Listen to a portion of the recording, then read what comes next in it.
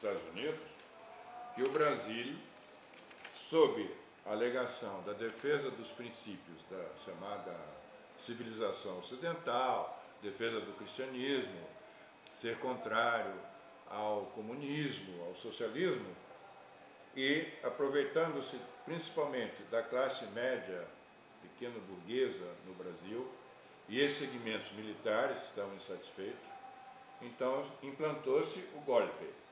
Agora, na fomentação de uma possível política pública, entraram aqui no Brasil vários programas americanos. Um deles de assistência, oferecia-se leite às camadas menos favorecidas. A USAID, que era um outro organismo americano, também interferiu.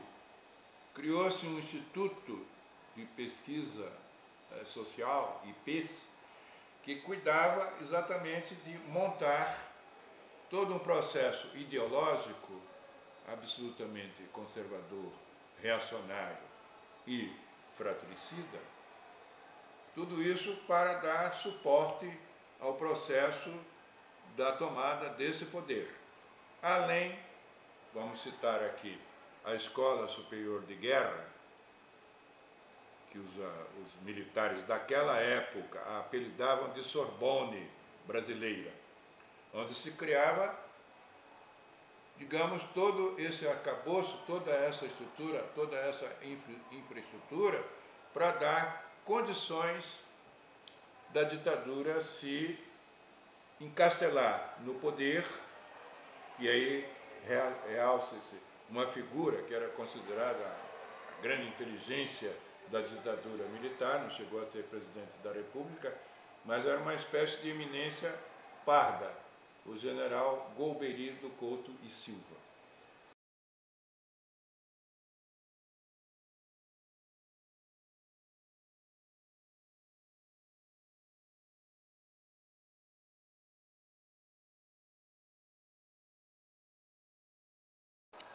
Ele não é um acontecimento isolado no Brasil. O processo da ditadura. Não.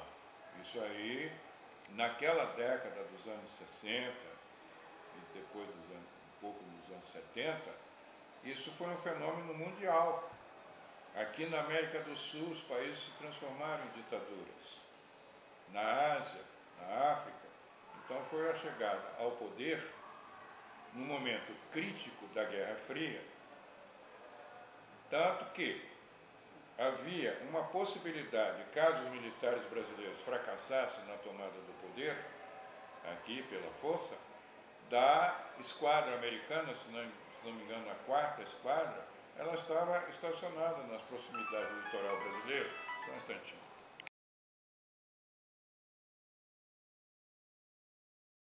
O desejo da ditadura de criar braços, não é? Inicialmente, no primeiro grau, seria a iniciação profissionalizante no ensino médio, no ensino de segundo grau, hoje ensino médio, a profissionalização. Pedro II, por exemplo, entrou nisso e não deu nada certo.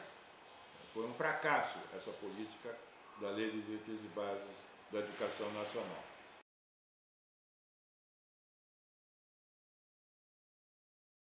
O que ela fez? Ela acabou com o ensino de História e de Geografia e criou uma disciplina híbrida chamada Estudos Sociais, além de introduzir o estudo de moral e civismo, Organização Social e Política Brasileira, OSPB, uma série de disciplinas que ficavam, principalmente no ensino superior, sob a chancela dos militares. Não só poderia reger essa disciplina de não OSPB, mas de estudos brasileiros, se fossem militares. Os civis não podiam exercer essa profissão. Então, com isso, o que a ditadura quis? Apagar a memória do povo brasileiro. Não se estuda mais história do Brasil, não se estuda mais geografia, e há alguma coisa híbrida conhecida como estudos sociais. Tá bem?